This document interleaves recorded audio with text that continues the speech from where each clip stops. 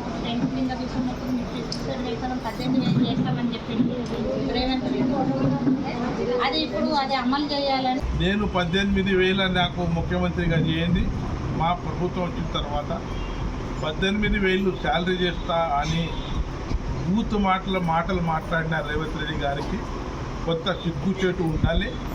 ఎందుకంటే ఆశా వర్కర్స్ అనేది ఎట్టి చాకరీ చేస్తున్నారు ప్రతి విలేజ్లో.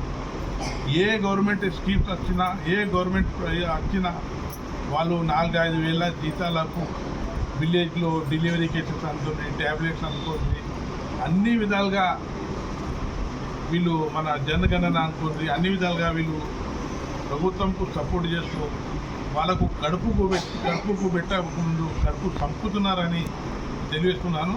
ఇప్పుడన్నా రేవంత్ రెడ్డికి బుద్ధి రాని ఆశా వర్కర్స్ మీద మీరు శ్రద్ధ వహించి వాళ్ళకి ఏదైతే మీరు వాగ్దానాలు ఇచ్చారో 18,000 శాలరీ ఇస్తా అని ప్రతి నెలలో 1వ తారీఖు శాలరీ ఇచ్చి వాళ్ళ ఆశీర్వాదం